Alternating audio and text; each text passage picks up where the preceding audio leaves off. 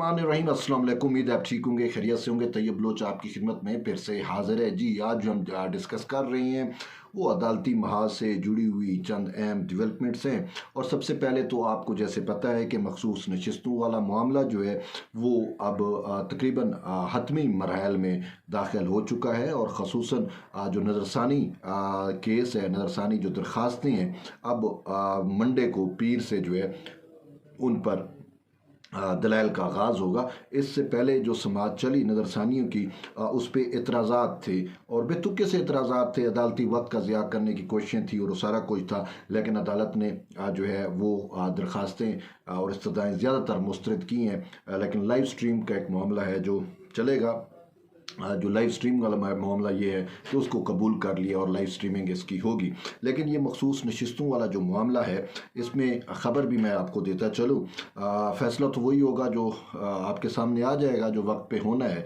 लेकिन एक चीज़ है कि ये चीज़ अब इंशाल्लाह कन्फर्म हो चुकी है और चीज़ें नज़र भी आ रही हैं, क्योंकि जब हम आइन और कानून की कसौटी पे परखते हैं, मखसूस नशिस्तों में जो जस्टिस मंसूर अली शाह, जो उन 8 जजेज़ वाला फ़ैसला है, वो कहीं पे फिट नहीं बैठता।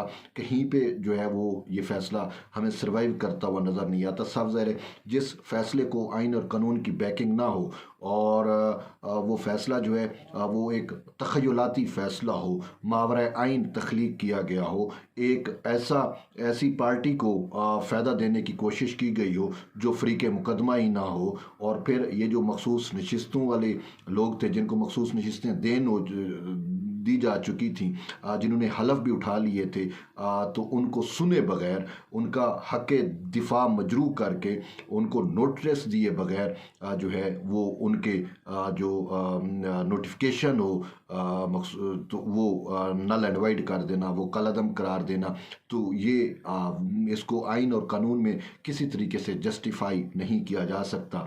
तभी ये फ़ैसला जो है वो हमें सर्वाइव करता तो नज़र नहीं आ रहा। ये फ़ैसला मुझे तो सर्वाइव करता नज़र नहीं आ रहा, आपको भी नहीं आ रहा, आइन और कानून के मुताबिक भी सर्वाइव करता नज़र नहीं आ रहा। लेकिन सबसे बड़ी बात यह है कि ख़ुद जस्टिस मंसूर अली शाह को भी ये फ़ैसला सर्वाइव करता हुआ नज़र नहीं आ रहा, क्योंकि उनको भी पता है कि हमने जो किया, और तभी वो उस टाइम उन्होंने अपनी अना बना ली थी कि इस पे हम इम्प्लीमेंट होना चाहिए, ये होना चाहिए। उन्होंने इलेक्शन कमीशन को जिस तरीके से थ्रेट किया, और फिर जो है उनको पता था कि अभी हो गया तो हो गया, वरना नहीं हो सकेगा। और फिर ये कि जब नज़रसानी आई, चीज़ें आई, तो मंसूर अली शाह को भी आइडिया हो गया। अब मंसूर अली शाह साहब मैक्सिमम कर ही क्या सकते हैं। जो उन्होंने करना था कि मखसूस नशिस्तों का ये जो 13 रुकनी बेंच बना, इसमें 2 जजेस उसके हम नवा थे, उनके ज़रिए उसने आखिरी पत्ता, आखिरी चाल जो है जो चलनी थी, वो अपनी चाल चल चुके, और वो भी चाल नाकाम हो चुकी है। और PTI हूँ या सुन्नी इत्तेहाद कौंसिल के लायर्स ने, वकला ने जो है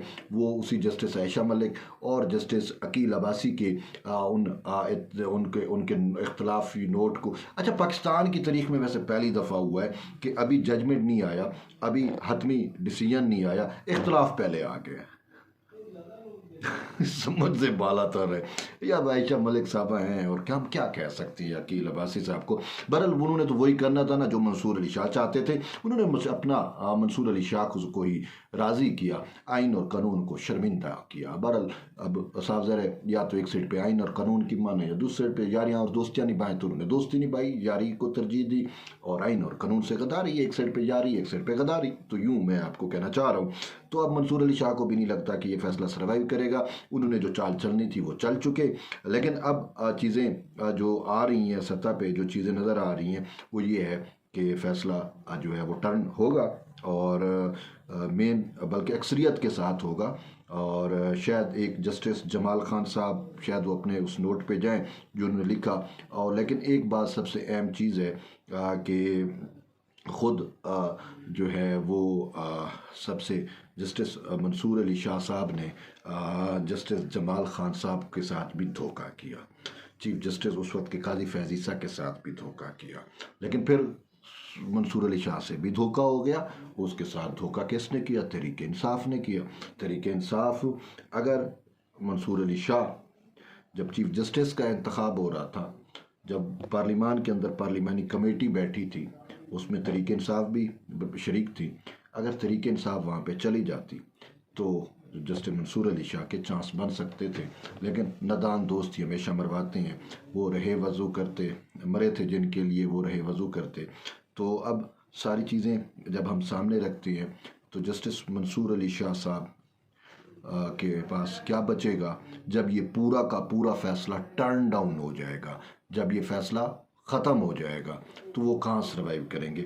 इसी फैसले की वजह से उन्होंने जो है वो अपनी चीफ जजी से भी हाथ धोया, उन्होंने अपनी क्रेडिबिलिटी से भी हाथ धोया। और फिर सबसे अहम चीज़ मैं आपको बताऊं कि इन जजेस में इख्तलाफ शुरू में ही आ गया था। अब याद होगा आपको जस्टिस मंसूर अली शाह साहब ने जब दूसरी वजाहत जारी की, याद है आपको? तो दूसरी वजाहत के मामले पे सुप्रीम कोर्ट के वो 8 जजेस में इख्तलाफ आ गया था। अब ख़बर ये है कि जो कराची के 2 जज हैं या 3 गालबन जज हैं, 2 या 3, जब अब मंसूर अली शाह ने देखें, वारदात तो एक दफ़ा की जाती है ना, 2 दफ़ा तो वारदात नहीं होती। पहली वारदात मंसूर अली शाह की पकड़ी गई कि इन्होंने जब पहली वजाहत जारी की, मेन वजह यह थी कि पार्लिमान कानून साजी ना कर सके, उसको रोकना था। तो पहली वजाहत जब जारी की तो कहा यह जाता है कि 8 जजेस के उस पर दस्तखत नहीं थे, बाद में दस्तखत कराए गए। अब दूसरी वजाहत जब इन्होंने की, और उस टाइम भी पार्लिमान इन सेशन था और इसके मकासद यही थे कि पार्लिमान को कानून साजी और आइन साजी से रोका जा सके। तो दूसरी वारदात जो ही इन्होंने की, मतलब दूसरी क्लैरिफिकेशन जो ही इन्होंने लिखी, ड्राफ्ट तैयार हुआ तो इन्होंने जजेस को दस्तखतों के लिए भेजा।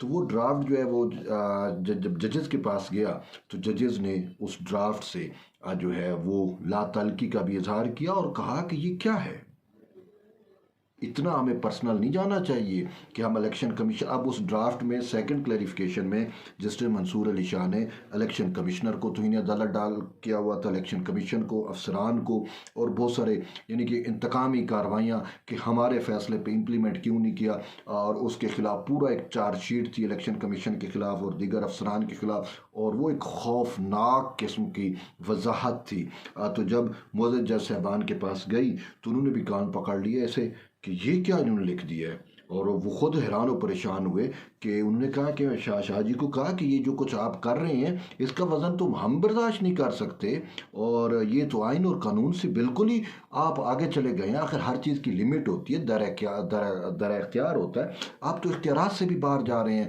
तो उन्होंने कहा कि हम इससे एग्री नहीं है।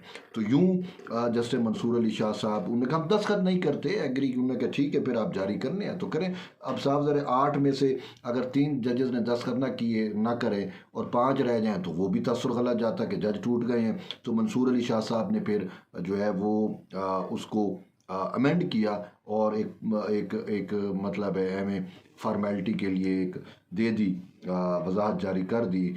लेकिन उस वजाहत में भी इलेक्शन कमीशन को थोड़ा बहुत थ्रेट तो ज़रूर किया गया था, लेकिन उसके नतीजा क्या हुआ कि पार्लिमान भी फिर ये होगी सामने आ गई कि भाई सियासत करना हमारा काम है, नहीं ये मंसूर अली शाह या जस्टिस मुनीब अख्तर या इन जजेस का काम नहीं है।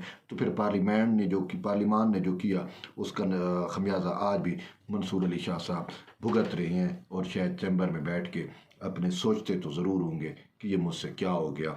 तो बात यह है कि इतना क्रीज से बाहर जो है वो नहीं निकलना चाहिए। तो बहरहाल अब ये मंडे को फिर से इस मामले पर समाअत हो रही है, और होपफुली ये केस जल्द समाअत इसकी मुकम्मल होगी, और जो मखसूस नशिस्तें जिनको मिल चुकी हैं होपफुली वही फ़ैसला आएगा और अक्सरियत के साथ फ़ैसला होगा। बहरहाल देखते हैं। ये कौन चंद चीज़ें थी मैंने कहा आप तक शेयर करूँ। मिलते हैं एक नई वीडियो, तब तक इजाज़त दें। अल्लाह हाफ़िज़।